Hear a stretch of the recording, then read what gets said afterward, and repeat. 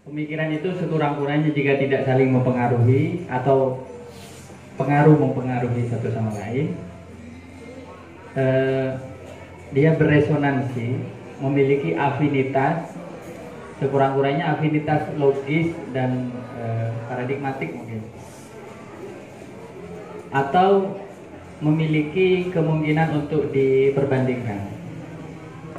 Dan bila kita bicara pada tataran peradaban, sebenarnya yang dilahirkan oleh filsafat Prancis pada periode fin de siècle sampai awal abad 20 ini buat saya adalah kontribusi juga bagi umat manusia. Saya tidak memahaminya secara nasionalistik, secara chauvinistik, apalagi ini hanya filsafat untuk orang Prancis. Itulah kenapa kita belajar gitu. Jadi saya tidak pernah, sekali lagi saya juga tidak pernah ada klaim filsafat Indonesia.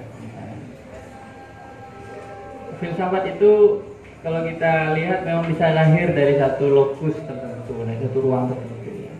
Tapi output dari filsafat itu kalau memang dia suatu filsafat ya, bukan ideologi, bukan waham-waham yang lain, itu pasti akan beresonansi dengan pemikiran di tempat lain. Mungkin satu yang belum pernah saya sentuh, walaupun saya sudah mengumpulkan literaturnya, pemikiran filsafat Afrika. Filsafat Afrika ini jarang disentuh.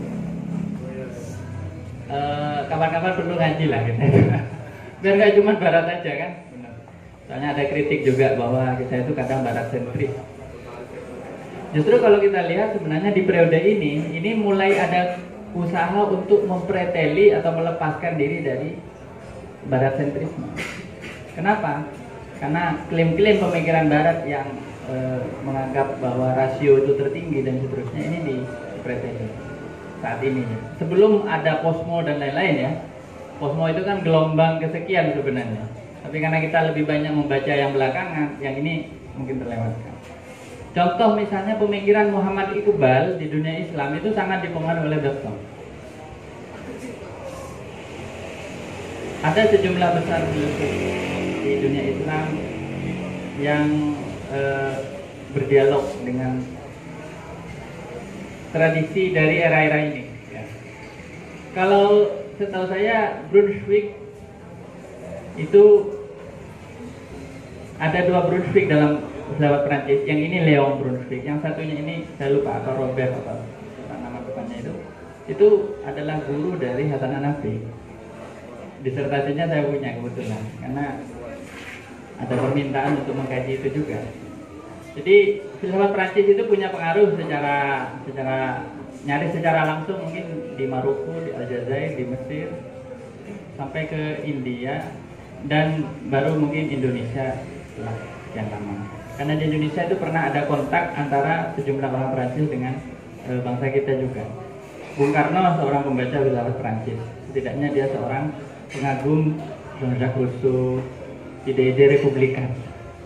Makanya ide republik itu sebenarnya adalah ide yang banyak digali dari filsafat Prancis, pergulatan di periode-periode itu juga.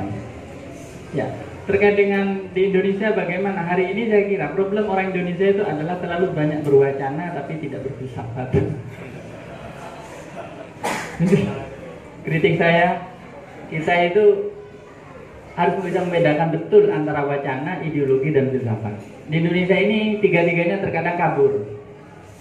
Postra, buat saya Islam progresif itu wacana, Islam liberal itu wacana.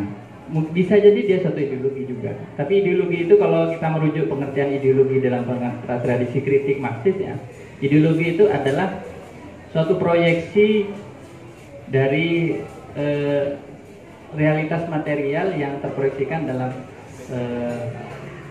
pemikiran.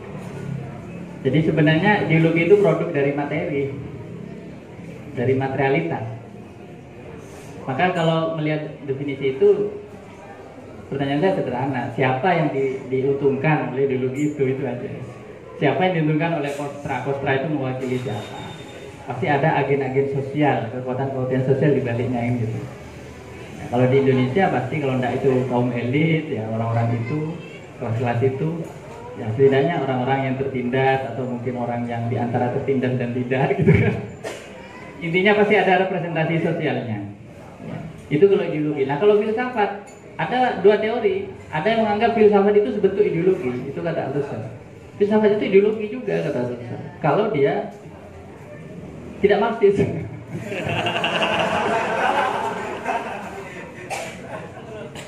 Saya itu soalnya pengakuan, saya itu berguru pada muridnya Althusser yang paling membangkang pada Althusser, namanya Jacques Rancière. Jadi tesis saya kan tentang Jacques Rancière. Jadi saya di situ melakukan kritik luar biasa terhadap Althusser. Dalam arti saya melakukan tidak mengikuti alur pikiran Althusser dalam hal itu. Maksud saya begini, menurut sejumlah pemikiran ya filsafat itu ideologi. Kenapa? Karena filsafat tidak lepas dari kepentingan kelas yang berkuasa. Tapi di sisi lain ada menganggap bahwa filsafat itu bukan ideologi, karena filsafat itu punya kemampuan untuk berefleksi. Berbeda dengan ideologi. Kalau ideologi isme-isme yang dominan di Indonesia, nasionalisme, seorang NKRI harga mati, itu kan nggak bisa diperdebatkan. Dia menjadi fix. Sedangkan filsafat bisa kita perdebatkan. Filsafat oleh karena itu harus menghindari, nah ini ya, bahasa-bahasa jargon. Begitu Anda terjebak dalam jargon, Anda sedang berideologi atau berhalusinasi untuk menjadi ideologi, untuk menganut satu ideologi. Nah, dalam filsafat kita bebas mengkritik, bebas dikritik juga, tanpa harus merasa sakit hati, itulah saya kira. Kalau ideologi harus sakit hati. Kita bukan seorang penganut ideologi kalau dikritik nggak sakit hati itu. Itulah bedanya. Jadi kalau di Indonesia buat saya belum bisa dibandingkan. Jadi akan lebih baik sebenarnya seandainya wacana dan ideologi yang kita bangun itu atau yang dibangun itu memang berdasarkan satu kajian filsafat. Saya pernah mencoba melakukan penelusuran atas yang disebut filsafat Indonesia itu wajahnya seperti apa. Ternyata orang yang banyak menulis ya dari tradisi Katolik, bukan dari tradisi Islam. Ya. Tradisi Islam juga tumbuh, tapi hanya di lingkungan-lingkungan Syiah misalnya, teman-teman Syiah itu ya, Rosan Fikr dan lain-lain.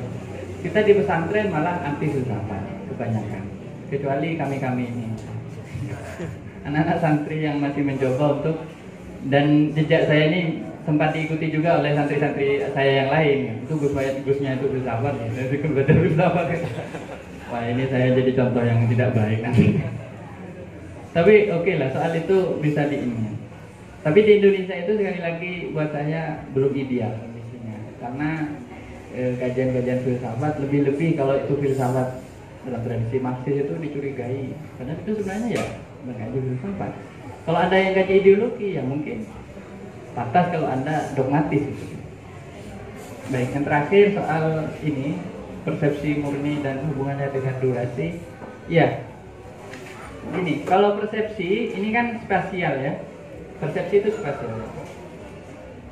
Dan persepsi itu punya keterbatasan, walaupun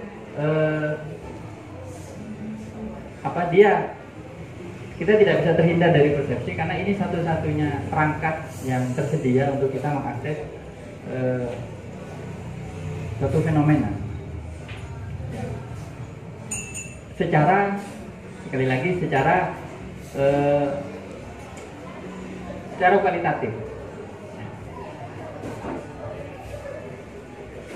Kalau kita berangkat dari problem body atau tubuh. Nah, persepsi murni dalam arti persepsi yang tidak lagi terikat pada objeknya. Ini adalah persepsi yang muncul pada level dure. Kalau persepsi masih terombang-ambing antara waktu dan dure. Persepsi bisa dikuantifikasi. Makanya untuk membebaskan persepsi itu, Bergson menariknya ke arah persepsi murni. Itu juga ingatan. Ingatan itu kalau masih menjadi representasi, dia bisa spasial, bisa fragmented. Seperti kita mengenang ini dan lupa pada yang ini. Tapi ketika kita tiba pada ingatan yang murni, maka ingatan itu bisa lebih utuh menangkap suatu kenyataan. Saya ingin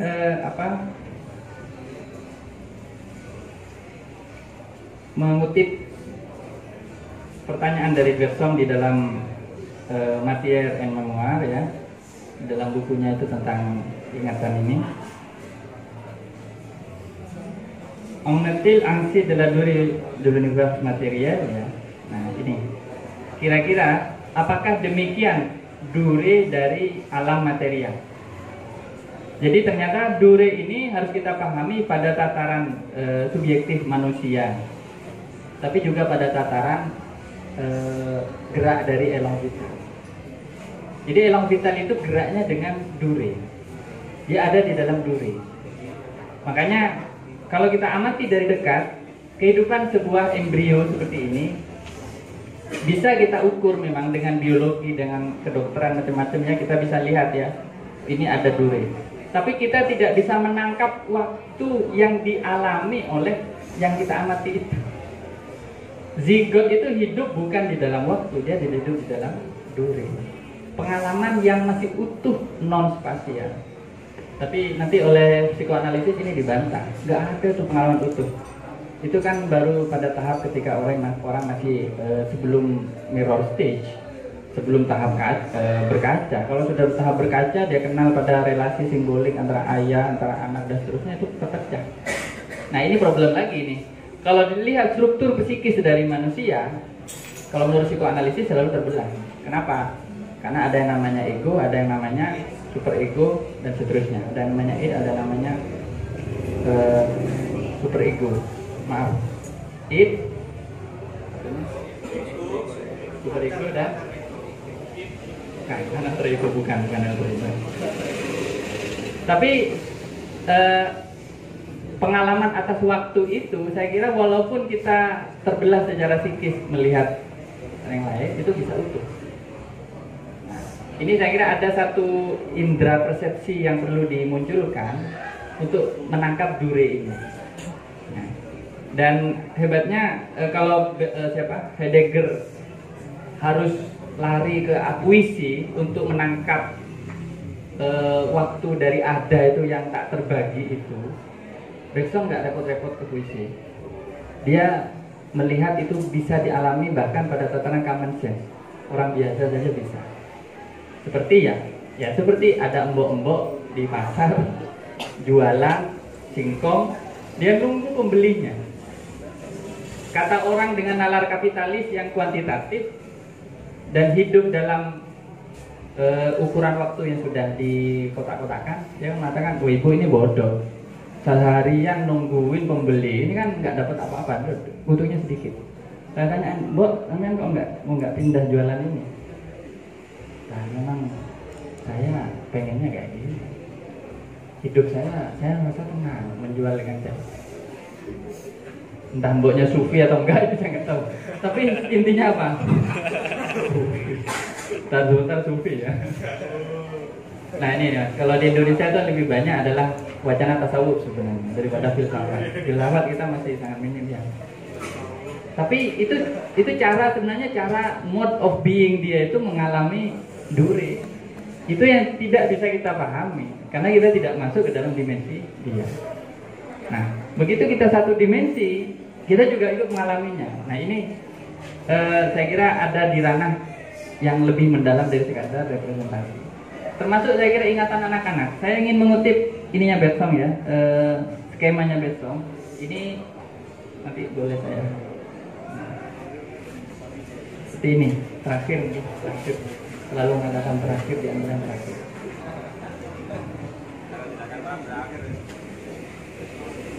Saya kalau suruh ngomong bisa sampai jam 1 nanti. Bisa mudah-mudahan bisa lebih ringkas lagi. Ini ABST. Ini di buku Matière et Mémoire.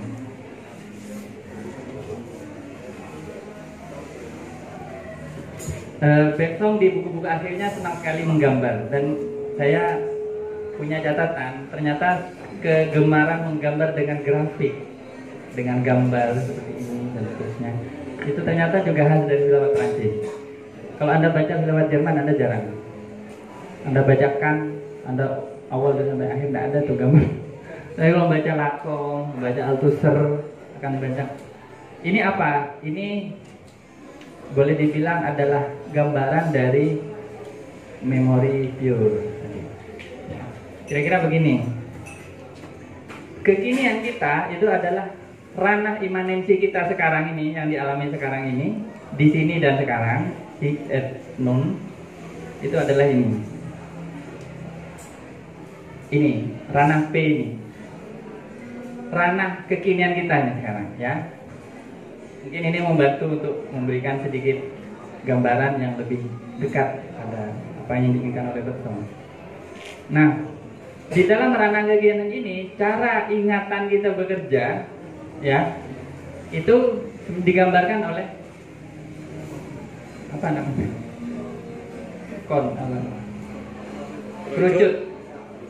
Kerucut ini. Dan kerucut ini tepat ada di dalam ranahnya. Hanya kerucutnya terbalik. Ya. Nah, ini adalah ingatan masa lalu yang telah berlalu, ya, yang hadir terproyeksi ke dalam ranah imanensi kita sekarang ini, ya. Dan titik pertemuannya itu disebut S. Nah, ini wilayah pure memory itu di sini. Nah, pure memory itu sebenarnya hakikatnya, ya, tidak terrepresentasikan. Begini, kalau masih bisa direpresentasikan itu souvenir, kenangan. Anda misalnya, ya, ingin mengenang Anda muncul satu bayangan tentang kenangan masa kecil Anda. Berarti Anda masih ada di taraf representasi, itu hadir kenangan. Dan kenangan itu kan selalu fragmentasi, muncul snapshot saja, thread. Biasanya muncul di dalam alam bawah sadar. Tapi sebenarnya konstruk dari alam bawah sadar itu sebenarnya adalah ingatan murni itu, yang itu sebenarnya berlangsung dalam suatu dure yang mungkin lebih lampau dari kesadaran Anda sekarang. Ibaratnya kalau pakai bahasa agak puitis itu ingatan Anda yang paling purba, yang bahkan Anda nggak pernah ingat lagi, tapi dia ada. Nah, apa yang terproyeksikan sekarang itu hanyalah satu titik saja dari pure memory. Nah, sedangkan sisanya tidak bisa kita representasikan. Makanya saya pernah menulis dalam status di Facebook, karena saya sudah, bahwa bisakah orang menulis autobiografi?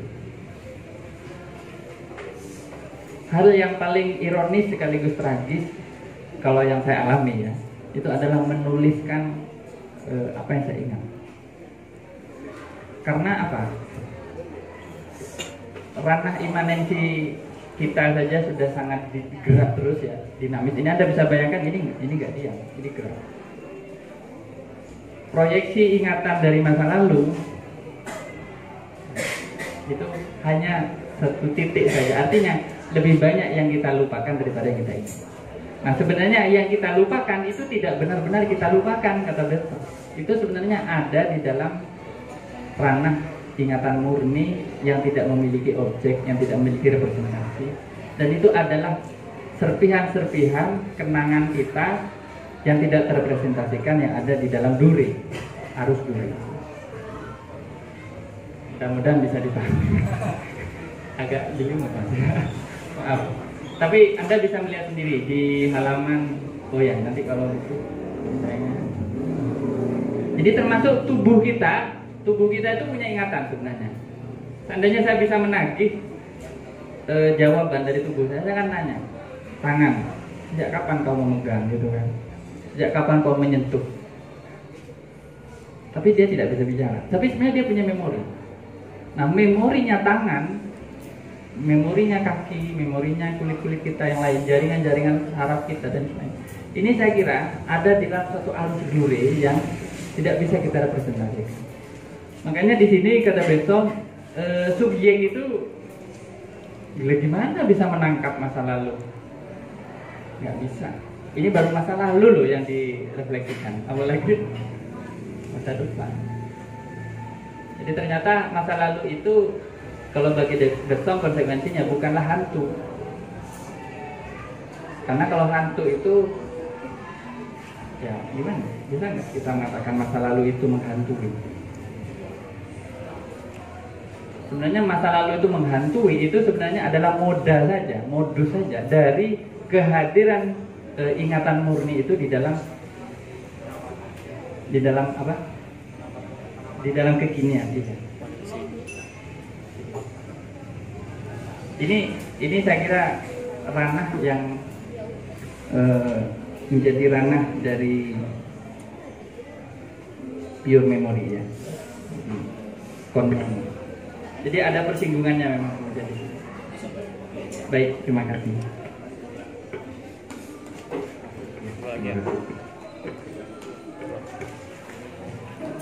Ya, terima kasih Gus atas penyampaiannya. Ingatan sepanjang duri. Nah, pertanyaannya ya, bisa nggak ingatan itu dinarasikan oleh orang lain? Itu menjadi pertanyaan. Misalnya ibu Anda mencerita tentang dulu kamu waktu masih anak-anak begini. Tetap bahasa punya keterbatasan. Saya kira paling penasaran itu dengan ya sebagai bentuk anu saja ya, unek-unek filosofis saja. Bisa nggak kita menarasikan atau mendengar narasi tentang masa kecil itu? Seandainya ada satu masa di mana kita ingin kembali, itu adalah kembali ke masa kecil. Masa kecil itu kan masa yang sebenarnya tidak tercatat, tapi ada, tidak ternarasikan, tapi juga tidak bisa diingat dengan pasti seperti apa, hanya dia ada. Itu jadi tetap nggak bisa ditangkap walaupun dengan gelombang alfa, gelombang omega, gelombang beta nggak bisa. Saya kira gelombang-gelombang itu hanya menceritakan atau hanya apa ya, teori-teori tentang gelombang itu hanya menceritakan bentuk-bentuk kesadaran pada tataran kekinian ini, tataran kekinian, bukan pada tataran pure memory. Karena kalau Anda masuk ke dalam pure memory, ibaratnya Anda masuk ke dalam lubang waktu, dan itu secara fisika aja kan belum bisa kan ya dibuktikan. Tapi secara metafisik setidaknya sudah Anda ketahui bahwa dalam ingatan kita itu ada lubang gitu. Ini kalau dia bukan lubang, suatu hal yang sangat fundamental gitu. Ini saya kira menarik sekali, Mas. Nggak akan selesai, Mas ya. Saya kira Anda harus baca Besong, itu aja solusinya. Jangan pernah percaya Besong versi saya. Karena saya itu bukan ahli Besong. Saya itu belajar Besong, saya bahkan presentasi ini dulu di komunitas, di community. Kita debat soal ingatan, soal masa lalu gitu ya. Itu tidak selesai memang. Baik, terakhir itu soal kenapa kok positivisme ya?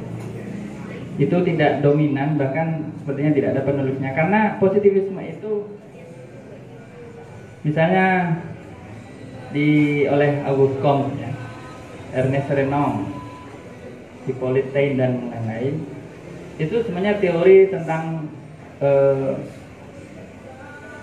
sosial yang disajikan secara mekanistik dan tentu ada progresif itu kan, tahap-tahapan perkembangan pengetahuan, peradaban, tapi tidak mampu menjawab konsep sejarah yang tidak linear. Jadi saya melihat kelemahan dari positivisme itu pada konsep sejarahnya. Sejarah pengetahuan, sejarah ide menurut positivisme itu berlangsung secara linear walaupun progresif. Mungkin sisi progresnya saja, idea of progresnya itu yang diambil oleh sejumlah filosof yang lain. Karena orang-orang yang tadi disebutkan itu seperti La Chatelier, seperti Rabelais dan lain-lain, ini muridnya Auguste Comte. Dan muridnya Auguste Comte yang paling berpengaruh itu adalah Emile Durkheim. Jadi Emile Durkheim saya kira nanti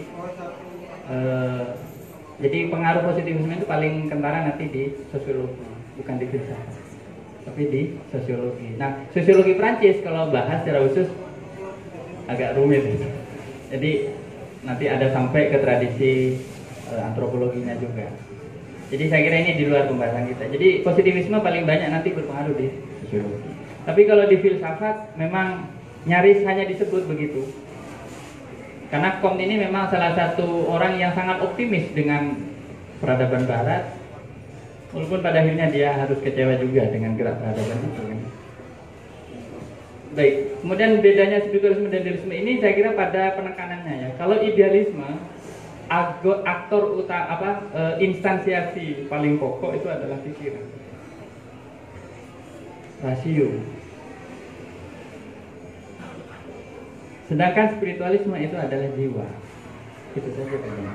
Nah di sini idealisme yang paling kelihatan sebenarnya idealisme Kantian sebenarnya. Idealisme tapi bercorak neo atau Kantian. Neo Kantian atau Kantian itu di Brunswick itu. Tapi nanti ada aliran kedua, gelombang kedua idealisme ini yang lebih rumit ya, di era-era berikutnya. Antara lain misalnya ditandai oleh siapa? Oleh filosof seperti siapa? Kaum Hegelian ya, yang masuk ke Perancis dan itu juga dituduh sebagai idealis. Saya memberi contoh misalnya Alexander Kojève ya. Kojève itu seorang Hegelian, tapi dia mencoba membalikkan idealisme justru menjadi materialisme. Jadi nanti simpulnya idealisme itu menjadi berpengaruh itu gara-gara dialog dengan dua tradisi ini, Hegel, Kant. Kemudian nanti ada tambahan lagi Husserl. Jadi filsafat Prancis itu nggak lepas dari bayang-bayang tiga itu, Hegel, Kant atau Husserl. Nah Husserl gelombangnya agak belakangan, setelah fenomenologi mulai masuk sekitar tahun 40-an, 50-an. Waktu itu Husserl mulai aktif memberikan kuliah di Prancis. Sedangkan spiritualisme itu tradisinya sekali lagi lebih awal, karena memang bisa dibilang bahkan tradisinya memang khas Prancis, berangkat dari tradisi Cartesian itu sendiri. Kalau kan Cartesian, Descartes tidak bisa dibilang seorang idealis ya. Jadi dia lebih dekat pada spiritualis dalam teorinya tentang pengetahuan ya.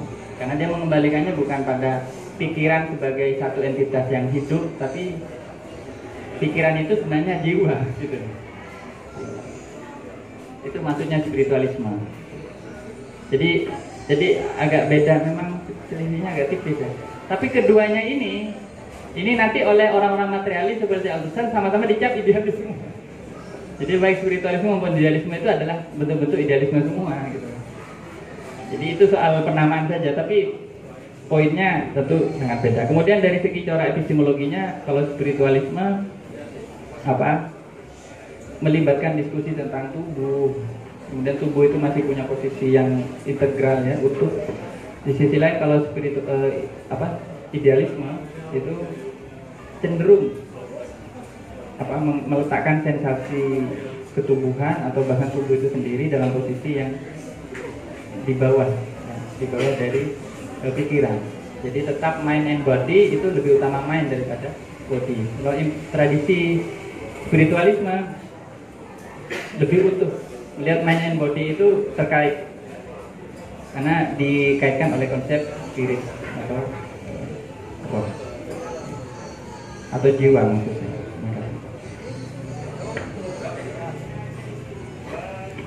Ya, terima kasih Gus Payat atas penyampaiannya dan pertanyaan serta tanggapan yang disampaikan oleh ini.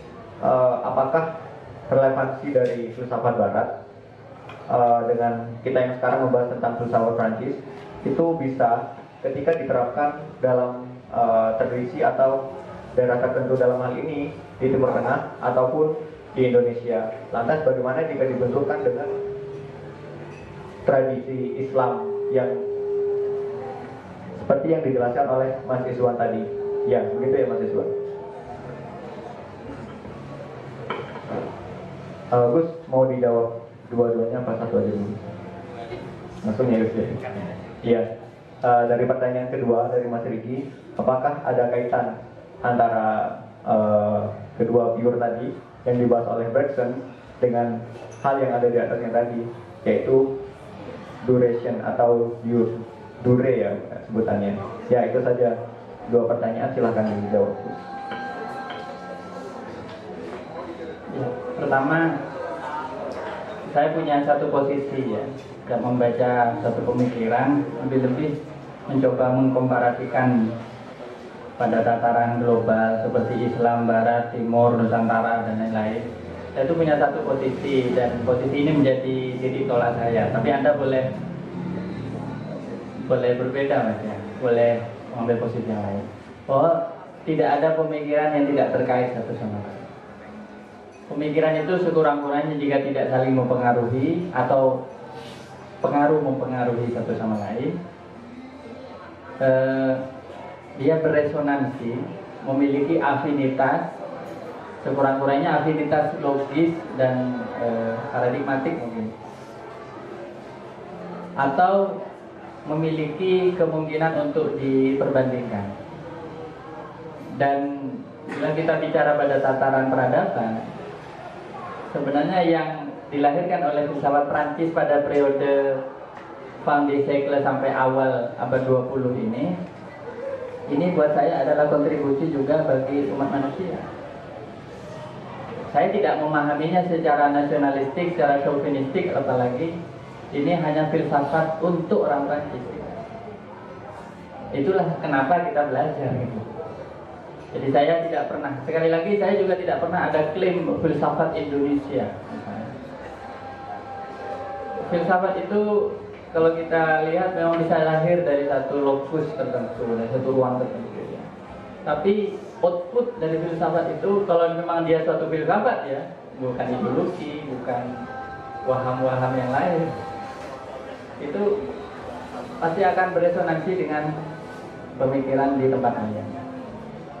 Mungkin satu yang belum pernah saya sentuh, walaupun saya sudah mengumpulkan literaturnya, pemikiran filsafat Afrika. Filsafat Afrika ini jarang disentuh. Kapan-kapan perlu ngaji lah kita. Biar nggak cuma barat aja kan. Soalnya ada kritik juga bahwa kita itu kadang barat sentris. Justru kalau kita lihat sebenarnya di periode ini mulai ada usaha untuk mempreteli atau melepaskan diri dari barat sentrisme. Kenapa? Karena klaim-klaim pemikiran barat yang menganggap bahwa rasio itu tertinggi dan seterusnya ini dipreteli saat ini ya. Sebelum ada posmo dan lain-lain ya. Posmo itu kan gelombang kesekian sebenarnya. Tapi karena kita lebih banyak membaca yang belakangan, yang ini mungkin terlewatkan. Contoh misalnya pemikiran Muhammad Iqbal di dunia Islam itu sangat dipengaruhi oleh Dobson. Ada sejumlah besar buku di dunia Islam yang berdialog dengan tradisi dari era-era ini ya. Kalau setahu saya Brunswick itu ada dua Brunswick dalam filsafat Prancis. Yang ini Leon Brunswick, yang satunya ini saya lupa atau Robert apa nama depannya itu adalah guru dari Hasan Hanafi. Disertasinya saya punya kebetulan karena ada permintaan untuk mengkaji itu juga. Jadi filsafat Prancis itu punya pengaruh secara nyaris secara langsung mungkin di Maroko, di Aljazair, di Mesir, sampai ke India dan baru mungkin Indonesia setelah yang lama. Karena di Indonesia itu pernah ada kontak antara sejumlah orang Prancis dengan bangsa kita juga. Bung Karno seorang pembaca filsafat Prancis, setidaknya dia seorang pengagum Jean-Jacques Rousseau, ide-ide republikan. Karena ide republik itu sebenarnya adalah ide yang banyak digali dari filsafat Prancis, pergulatan di periode-periode itu juga. Ya, terkait dengan di Indonesia bagaimana hari ini saya kira problem orang Indonesia itu adalah terlalu banyak berwacana tapi tidak berfilsafat. Kritik saya, kita itu harus bisa membedakan betul antara wacana, ideologi, dan filsafat. Di Indonesia ini tiga-tiganya terkadang kabur. Postra, buat saya Islam progresif itu wacana. Islam liberal itu wacana. Bisa jadi dia satu ideologi juga. Tapi ideologi itu kalau kita merujuk pengertian ideologi dalam tradisi kritik Marxis ya, ideologi itu adalah suatu proyeksi dari realitas material yang terproyeksikan dalam pemikiran. Jadi sebenarnya ideologi itu produk dari materi, dari materialitas. Maka kalau melihat definisi itu, pertanyaan saya sederhana: siapa yang diuntungkan oleh ideologi itu aja? Siapa yang diuntungkan oleh kostra? Kostra itu mewakili siapa? Pasti ada agen-agen sosial, kekuatan-kekuatan sosial di baliknya yang besar. Nah, kalau di Indonesia pasti kalau enggak itu kaum elit, ya orang-orang itu, kelas itu, ya bedanya orang-orang yang tertindas atau mungkin orang yang di antara tertindas dan tidak gitu kan. Intinya pasti ada representasi sosialnya. Ya, itu kalau ideologi. Nah kalau filsafat ada dua teori. Ada yang menganggap filsafat itu sebentuk ideologi. Itu kata Althusser. Filsafat itu ideologi juga kata Althusser. Kalau dia tidak marxis.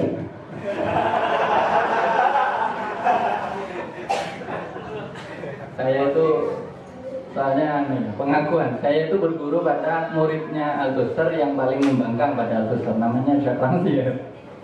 Jadi tesis saya kan tentang Jacques Rancière. Jadi saya di situ melakukan kritik luar biasa terhadap Althusser.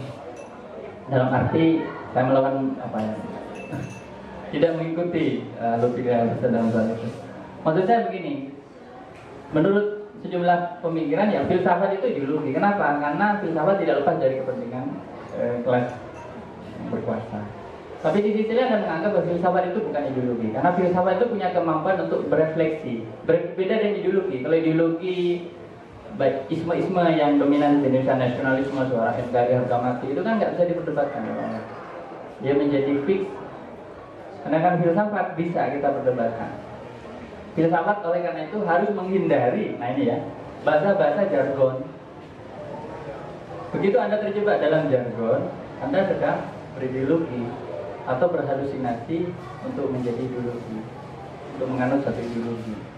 Nah, dalam filsafat kita bebas mengkritik, bebas dikritik juga, tanpa harus merasa sakit hati, itulah. Kalau ideologi harus sakit hati. Kita bukan seorang penganut ideologi kalau dikritik nggak sakit hati. Itulah bedanya. Jadi kalau di Indonesia buat saya belum bisa dibandingkan.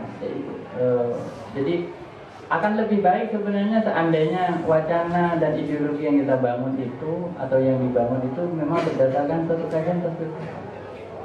Saya pernah mencoba melakukan penelusuran atas yang disebut filsafat Indonesia itu wajahnya seperti apa. Ternyata orang yang banyak menulis ya dari tradisi Katolik, bukan dari tradisi Islam. Tradisi Islam juga tumbuh, tapi hanya di lingkungan-lingkungan Syiah misalnya, teman-teman Syiah itu ya, Rosan Fikir dan lain-lain. Kita di pesantren malah anti filsafat kebanyakan, kecuali kami-kami ini. Anak-anak santri yang masih mencoba untuk, dan jejak saya ini sempat diikuti juga oleh santri-santri saya yang lain. Itu gusnya itu filsafat ya, jadi belajar filsafat ya. Wah ini saya jadi contoh yang tidak baik nanti. Tapi oke lah, soal itu bisa diingat. Tapi di Indonesia itu sekali lagi buat saya belum ideal karena kajian-kajian filsafat lebih-lebih kalau itu filsafat dalam tradisi Marxis itu dicurigai. Karena itu sebenarnya ya bukan kaji filsafat. Kalau Anda yang kaji ideologi ya mungkin pantas kalau Anda dogmatis gitu. Baik, yang terakhir soal ini persepsi murni dan hubungannya dengan durasi. Ya, ini kalau persepsi ini kan spasial ya. Persepsi itu spasial. Dan persepsi itu punya keterbatasan, walaupun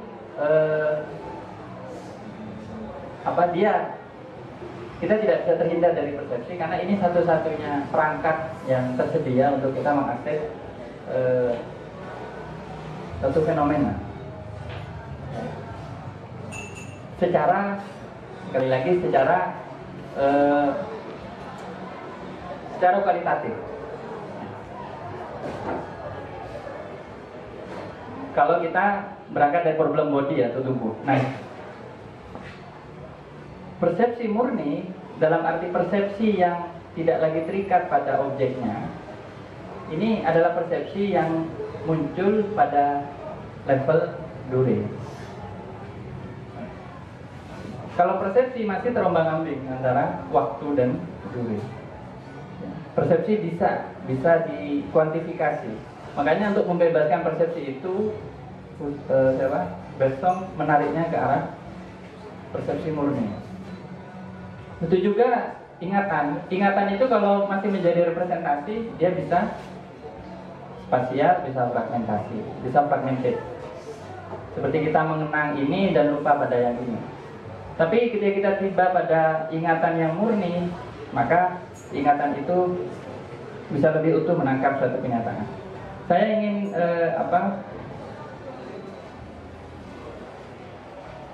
mengutip pertanyaan dari Bergson di dalam Matière et Mémoire, ya, dalam bukunya itu tentang ingatan ini.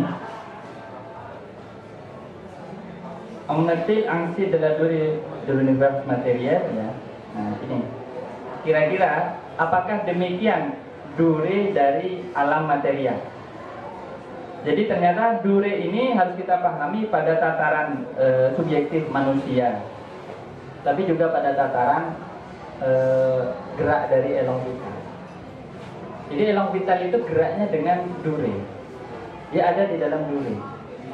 Makanya kalau kita amati dari dekat kehidupan sebuah embrio seperti ini, bisa kita ukur memang dengan biologi, dengan kedokteran macam-macam, ya, kita bisa lihat, ya, ini ada dure. Tapi kita tidak bisa menangkap waktu yang dialami oleh yang kita amati itu. Zigot itu hidup bukan di dalam waktu, dia hidup di dalam dure. Pengalaman yang masih utuh, non spasial. Tapi nanti oleh psikoanalisis ini dibantah, nggak ada tuh pengalaman utuh. Itu kan baru pada tahap ketika orang masih sebelum mirror stage, sebelum tahap berkaca. Kalau sudah tahap berkaca, dia kenal pada relasi simbolik antara ayah, antara anak, dan seterusnya, itu terpecah. Nah, ini problem lagi nih. Kalau dilihat struktur psikis dari manusia, kalau menurut psikoanalisis selalu terbelah. Kenapa? Karena ada yang namanya ego, ada yang namanya super ego, dan seterusnya. Ada yang namanya id, ada yang namanya super ego. Maaf, id, super ego, dan bukan alter ego, bukan alter ego. Tapi pengalaman atas waktu itu, saya kira walaupun kita terbelah secara psikis melihat yang lain, itu bisa utuh. Ini saya kira ada satu indera persepsi yang perlu dimunculkan untuk menangkap dure ini. Ya. Dan hebatnya kalau Heidegger harus lari ke puisi untuk menangkap waktu dari ada itu yang tak terbagi itu, Bergson nggak repot-repot ke puisi. Dia melihat itu bisa dialami bahkan pada tataran common sense. Orang biasa saja bisa. Seperti seperti ada embok-embok di pasar jualan singkong, dia nunggu pembelinya. Kata orang dengan nalar kapitalis yang kuantitatif dan hidup dalam ukuran waktu yang sudah dikotak-kotakan, dia mengatakan, oh ibu ini bodoh, seharian nungguin pembeli, ini kan nggak dapat apa-apa, butuhnya sedikit. Saya tanya, mbok, namanya kok nggak pindah jualan ini? Nah, memang saya pengennya kayak gini. Hidup saya merasa tenang menjual ikan jasa. Entah mboknya sufi atau enggak, saya nggak tahu. Tapi intinya apa?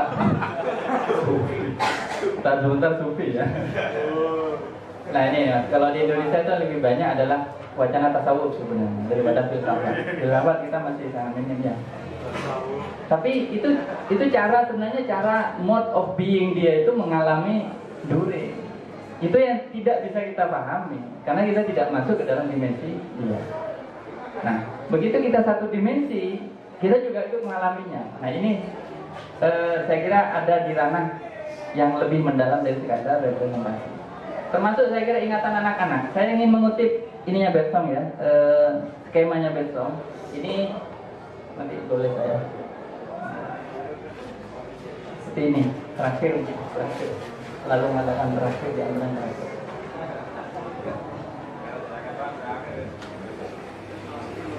Saya kalau suruh ngomong bisa sampai jam 1 nanti.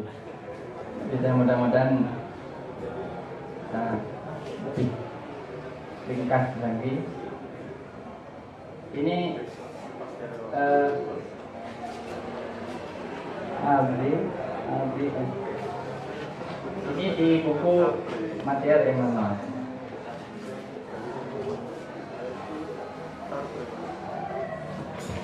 Bersong di buku-buku akhirnya senang sekali menggambar, dan saya punya catatan, ternyata kegemaran menggambar dengan grafik, dengan gambar ini dan seterusnya, itu ternyata juga khas dari filsafat Prancis.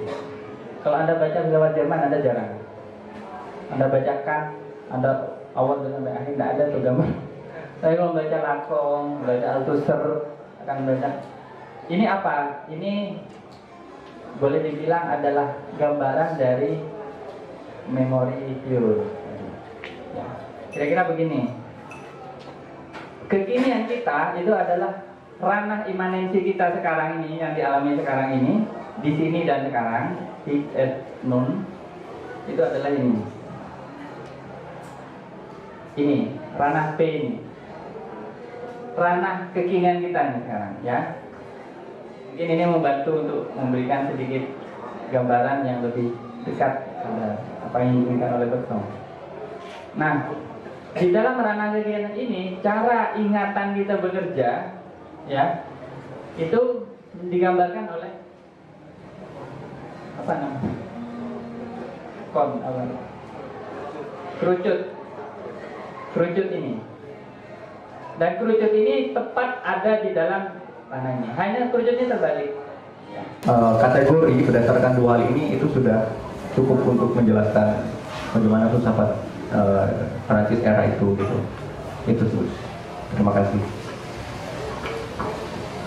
Terima kasih. Mengenai hipotesa bahwa dalam kondisi tenang dan seterusnya, ya, yang dibahasakan oleh sejumlah psikolog, kondisi gelombang alfa, bukan alfa ya tapi ya. Itu memori dari biomemori itu bisa terfungsikan lebih utuh. Saya kira mengandung paradoks juga hipotesa itu. Kenapa? Karena mengasumsikan bahwa kesadaran kita itu mampu menangkap pure memory itu di dalam kemurniannya secara utuh, bukan? Nah, itu bagi Bersong tidak bisa. Tetap ada bagian yang tidak terrepresentasikan dan selalu ibarat gelembung gitu ya, gelembung yang tidak bisa pecah. Dia selalu ada, ya, dari akibat dari arus dari durasi itu. Nah, orang bisa saja masuk ke dalam gelombang alfa itu, dia menyatukan diri katakanlah dengan energi kosmik misalnya. Dia masuk ke dalam duri, dia masuk ke dalam persepsi murni, dia masuk ke dalam dimensi ingatan murni. Mungkin dia bisa punya akses ke dalam pure memory itu, tetapi pure memory itu tentu tidak bisa terrepresentasikan tetap secara utuh, karena tetap hadir sebagai proyeksi saja. Ini kan sebenarnya teori proyeksi, ya. Cuman kalau di psikoanalisis itu kan dibalik, bahwa sadar kita itu kayak gunung es. Ini kan dibalik, gunung esnya ada di atas. Karena apa? Ini dari masa lalu. Jadi masa lalu memproyeksikan terproyeksi ke masa kini. Jadi tetap namanya teori proyeksi tidak bisa menjadi representasi. Proyeksi dan representasi itu dua konsep yang berbeda. Proyeksi itu ibarat cahaya gitu ya. Terproyeksikan di satu titik, itu proyeksi. Kalau representasi full tergambar. Nah, makanya yang ada mungkin representasi yang tentu sifatnya tetap spasial, tetap. Tapi pemikiran Bersong atau tesis dari Bersong itu sebenarnya ingin menggarisbawahi bahwa ada ingatan yang lebih dalam dari ingatan kita sekarang gitu. Dan ingatan ini secara subjektif bisa dibuktikan secara metafisik bahwa ingatan itu adalah sumber, adalah semacam khazanah gitu lah, dari kenangan-kenangan yang bisa kita tangkap, bahkan sejarah yang bisa kita tulis, episode yang bisa kita catat, yang bisa kita ungkapkan dengan bahasa dan lain-lain. Nah, fungsi bahasa itu sebenarnya adalah menangkap titik ini kan, itu bahasa. Bahasa tidak bisa masuk ke dalam ranah bahasa murni, ingatan murni. Karena ingatan murni itu ya kalau dibilang misteri ya misteri, tapi sebenarnya nggak misteri, bukan misteri. Kenapa? Karena dia adalah ingatan sepanjang duri. Nah, pertanyaannya ya, bisa nggak ingatan itu dinarasikan oleh orang lain? Itu menjadi pertanyaan. Misalnya ibu Anda bercerita tentang dulu kamu waktu masih anak-anak begini. Tetap bahasa punya keterbatasan. Saya kira paling penasaran itu dengan ya sebagai bentuk saja ya, unek-unek filosofis saja. Bisa nggak kita menarasikan atau mendengar narasi tentang masa kecil? Seandainya ada satu masa di mana kita ingin kembali, itu adalah kembali ke masa kecil. Masa kecil itu kan masa yang sebenarnya tidak tercatat, tapi ada, tidak ternarasikan, tapi juga tidak bisa diingat dengan pasti seperti apa. Hanya ya ada. Itu jadi tetap nggak bisa ditangkap walaupun dengan gelombang alfa, gelombang omega, gelombang beta, nggak bisa. Saya kira gelombang-gelombang itu hanya menceritakan atau hanya teori-teori tentang gelombang itu hanya menceritakan bentuk-bentuk kesadaran pada tataran kekinian ini, tataran kekinian, bukan pada tataran pure memory. Karena kalau Anda masuk ke dalam pure memory, ibaratnya Anda masuk ke dalam lubang waktu, dan itu secara fisika aja kan belum bisa membuktikan. Tapi secara metafisik setidaknya sudah Anda ketahui bahwa dalam ingatan kita itu ada lubang gitu. Ini kalau dia bukan lubang, suatu hal yang sangat fundamental gitu. Ini saya kira menarik sekali, nggak akan selesai Mas ya. Saya kira Anda harus baca Besong, itu aja solusinya. Jangan pernah percaya Besong versi saya. Karena saya itu bukan ahli Besong. Saya itu belajar Besong. Saya bahkan presentasi ini dulu di komunitas Being Community. Kita debat soal ingatan, soal masa lalu gitu. Itu tidak selesai memang. Baik. Terakhir itu soal kenapa kok positivisme ya? Itu tidak dominan, bahkan sepertinya tidak ada penulisnya. Karena positivisme itu misalnya oleh Auguste Comte, ya, Ernest Renan, Hippolyte Taine dan lain-lain, itu sebenarnya teori tentang sosial yang disajikan secara mekanistik dan tentu ada progres di situ kan, tahap-tahapan perkembangan pengetahuan, peradaban, tapi tidak mampu menjawab konsep sejarah yang tidak linear. Jadi saya melihat kelemahan dari positivisme itu pada konsep sejarah. Sejarah pengetahuan, sejarah ide menurut positivisme itu berlangsung secara linear walaupun progresif. Mungkin sisi progresnya saja, idea of progresnya itu yang diambil oleh sejumlah filsuf yang lain. Karena orang-orang yang tadi disebutkan itu seperti Lassalle, seperti Rabesong dan lain-lain, ini muridnya Auguste Comte. Dan muridnya Auguste Comte yang paling berpengaruh itu adalah Emile Durkheim. Jadi Emile Durkheim saya kira nanti jadi pengaruh positivisme itu paling kentara nanti di sosiologi, bukan di filsafat, tapi di sosiologi. Nah, sosiologi Prancis kalau bahas secara khusus agak rumit. Jadi nanti ada sampai ke tradisi antropologinya juga. Jadi saya kira ini di luar pembahasan kita. Jadi positivisme paling banyak nanti berpengaruh di sosiologi. Tapi kalau di filsafat memang nyaris hanya disebut begitu. Karena Comte ini memang salah satu orang yang sangat optimis dengan peradaban Barat, walaupun pada akhirnya dia harus kecewa juga dengan gerak peradaban itu. Baik, kemudian bedanya spiritualisme dan idealisme ini saya kira pada penekanannya ya. Kalau idealisme, aktor utama instansiasi paling pokok itu adalah pikiran, rasio. Sedangkan spiritualisme itu adalah jiwa. Gitu, nah di sini idealisme yang paling kelihatan sebenarnya idealisme Kantian sebenarnya. Idealisme tapi bercorak neo atau Kantian. Neo Kantian atau Kantian itu di Brunswick itu. Tapi nanti ada aliran kedua, gelombang kedua idealisme ini yang lebih rumit di era-era berikutnya. Antara lain misalnya ditandai oleh siapa? Oleh filosof seperti siapa? Kaum Hegelian ya, yang masuk ke Prancis dan itu juga dituduh sebagai idealis. Saya memberi contoh misalnya Alexander Kojève ya.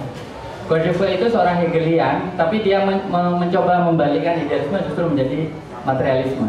Jadi nanti simpulnya idealisme itu menjadi berpengaruh itu gara-gara dialog dengan dua tradisi ini, Hegel, Kant. Kemudian nanti ada tambahan lagi Husserl.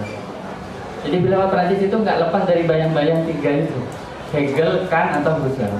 Nah Husserl gelombangnya agak belakangan.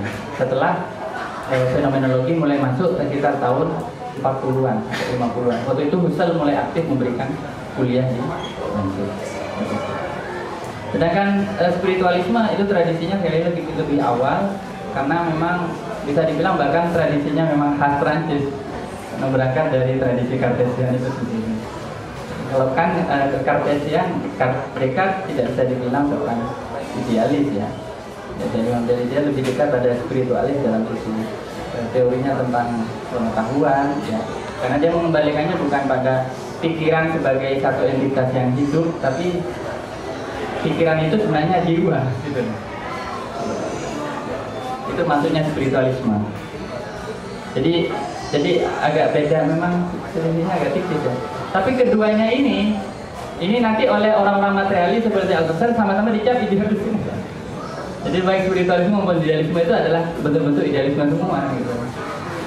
Jadi itu soal penamaan saja, tapi poinnya tentu sangat beda. Kemudian dari segi corak epistemologinya, kalau spiritualisme melibatkan diskusi tentang tubuh, kemudian tubuh itu masih punya posisi yang integral ya, utuh. Di sisi lain kalau idealisme itu cenderung meletakkan sensasi ketubuhan atau bahkan tubuh itu sendiri dalam posisi yang di bawah dari pikiran. Jadi tetap mind and body itu lebih utama mind daripada body. Kalau tradisi spiritualisme lebih utuh, melihat mind and body itu terkait karena dikaitkan oleh konsep spirit atau jiwa maksudnya.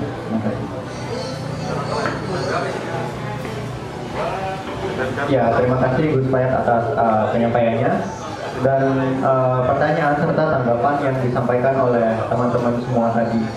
Nah, sebelum itu mungkin saya sedikit memberikan tanggapan atau garis besar saja dari apa yang sudah kita perbincangan begitu panjang lebar tadi, meskipun tidak terlalu banyak sesuai dengan apa yang sudah dipresentasikan oleh teman-teman, hanya beberapa saja mungkin mengenai corak awal filsafat Prancis saat itu di era Third Republic hingga pemikiran Bergson yang di situ berpengaruh saat itu.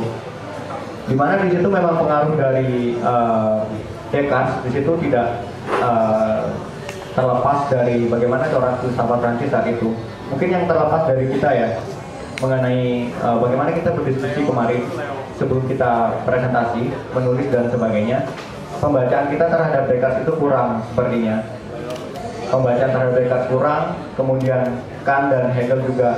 Nah, sehingga ketika kita menyampaikan hal-hal ini Gus, itu ada banyak sekali hal yang itu sekiranya luput, salah satunya. Nah, mungkin itu bisa kita perbaiki sama-sama di hari yang lain ya. Cuma yang jelas filsafat Prancis nanti ternyata itu mencoba untuk bagaimana mengkonfrontasikan ya, kalau kita kesimpulan antara dualitas antara tubuh dan jiwa dari Descartes tadi dengan hasil tadi ada corak tersendiri dalam filsafat Prancis. Atau mungkin tadi juga kita tidak heran bahwa dalam corak idealisme sekalipun itu sebenarnya pengaruh dari Kantian itu begitu besar. Kalau teman-teman coba untuk menelah lebih lanjut di bukunya Gary Gating, di situ sebelumnya memang pengaruh dari filsafat Hegel di situ masih belum, dan Kantian itu masih lebih awal masuk ke dalam filsafat Prancis. Iya, kalau saya temukan memang itu masih belum ada translasinya ya ke dalam. Orang yang memperkenalkan Hegel ke Prancis itu adalah Victor Cousin, dan Hegel sezaman dengan Victor Cousin. Jadi Victor Cousin kalau nggak salah 2 atau 3 kali itu sempat sowan gitu sama Hegel. Jadi sempat ketemu sama Hegel dan korespondensi, ada beberapa dokumennya. Jadi ternyata memang Hegel pernah juga ke Prancis dan pernah memberikan kuliah juga, tapi entah mungkin di Sorbonne atau di mana dan nggak tahu. Tapi begitu lingkaran Hegelian itu datang terlambat, jauh terlambat setelah Kant. Ya karena Hegel memang menanggapi Kant ya, itu kan pemikirannya menanggapi Kant. Dan baru filosof-filosof seperti Schelling, seperti Scheler, seperti filosof-filosof idealisme Jerman ya, itu baru saya kira menyusul, pengaruhnya mulai masuk ke Prancis secara bertahap. Ya, terima kasih.